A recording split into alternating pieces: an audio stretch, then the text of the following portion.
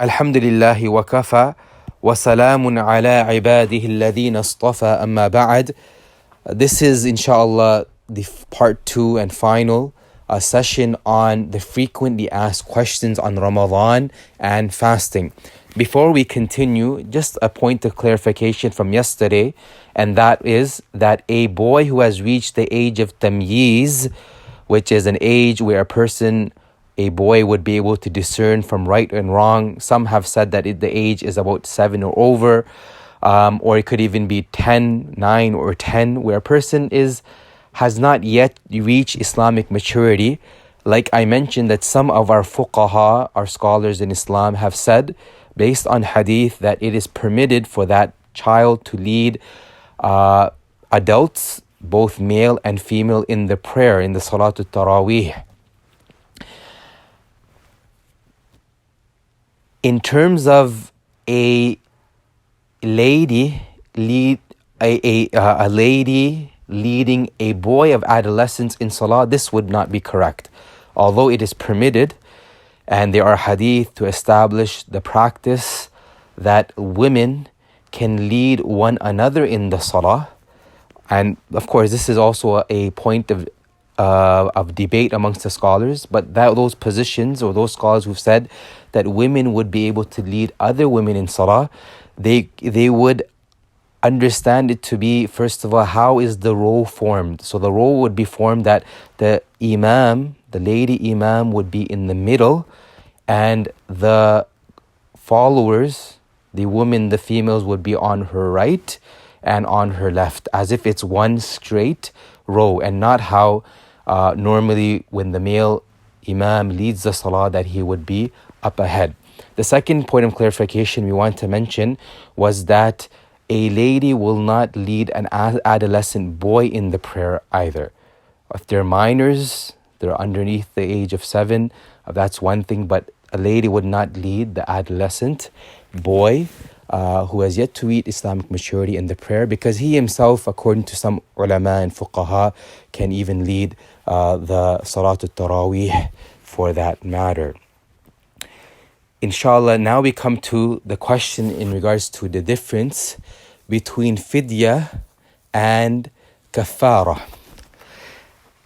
The fidya is given by those who are excused to fast, elderly and sick, with no hope of recovery. As a substitute to fasting, it is feeding a poor person each day 1.5 kilograms of the local staple food, and the Hanafiya, they permit the fidya to be given in cash. And this year, the fidya is normally the amount of sadaqatul fitr. The council has determined the sadaqatul fitr to be at 10 Canadian dollars.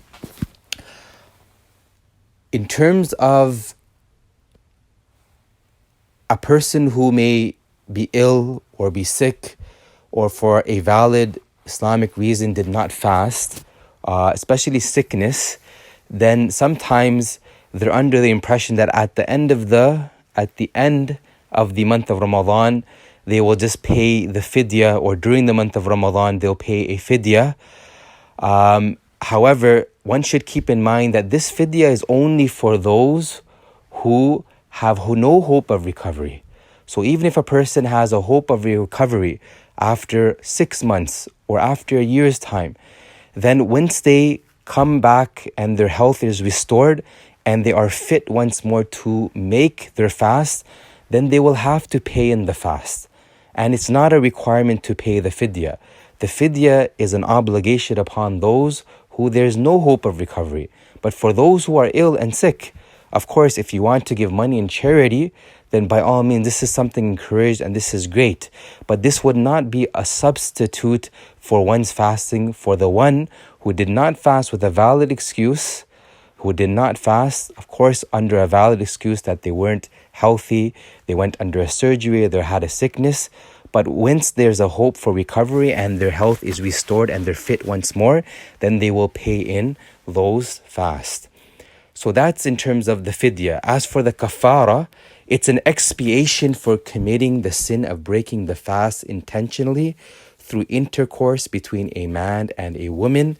the expiation would be to fast 2 consecutive months, and if not possible, then feed 60 of the poor. If not possible, that if they were validly not fit or able to fast, then that would be the second option. This is the only instance which would require kafara according to the majority of scholars. The Hanafiya say any intentional breaking of the fast without a valid excuse necessitates kafara, so even eating or drinking for that matter as well. The next question is, are blood tests, vaccination, and ear or eye drops allowed while fasting? So blood tests, vaccinations are permitted, although one should try to avoid it as it may lead to weakness. One can inquire of some of the side effects. Injection is allowed and permitted according to all, if no nutritional value. If it gives strength, then some would say that it breaks. Nasal spray is allowed on condition that the liquid does not go below the throat. Eardrops do not break the fast. In a rare case that one has a hole in the eardrum, only then will the eardrop break the fast. Eye drops do not break the fast. Can I use toothpaste or mouthwash while fasting? It's better to avoid due to risk of swallowing. But if a person can ensure that they're not going to swallow anything, then it would be permitted, although it's better still overall to avoid due to the risk of swallowing. Do I need to stop eating a bit before Fajr or at Adhan or at the end of Adhan? So suhoor ends the moment Fajr time comes in. There is no consideration of whether the Adhan was called at that time or not. Zayd ibn Thabit radiallahu anhu, he mentions in a narration which is recorded by Imam Muslim in his Sahih, that we had partaken in the pre-dawn meal, the suhoor, with the Prophet sallallahu alaihi wasallam, with the Messenger of Allah sallallahu alaihi wasallam. ثُمَّ قُمْنَا إِلَى الصَّلَاةِ. Then we stood up for Salat al-Fajr. He was asked that what was the duration between the two. In other words, after you had finished the suhoor and you had made and stood up for the salah with the Prophet sallallahu alaihi wasallam, what was the time in between?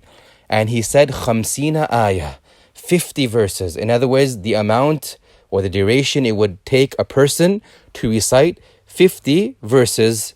So it seems that the sunnah is to finish eating about 10 minutes before. However, it is permissible to continue eating as long as Fajr technically does not come in. But a person, inshallah, it's always good to take precautionary measures and end a few minutes prior to even Fajr time coming in. If I forget to eat suhoor and the fast is very long, what are my options? So fasting is a test for patience, and this happens during Ramadan. Try to nap, get some rest, and seek more reward for your patience. If you start feeling seriously sick, try to rest, and if it doesn't help and your condition continues to worsen, you may break your fast. Is it permissible for women to recite Quran during their menses? It is not permissible for women to recite Quran during their menses according to the majority of scholars. The Malikiya school permit women to recite Quran during their menses. Does throwing up break my fast? Depends if it was deliberate or not.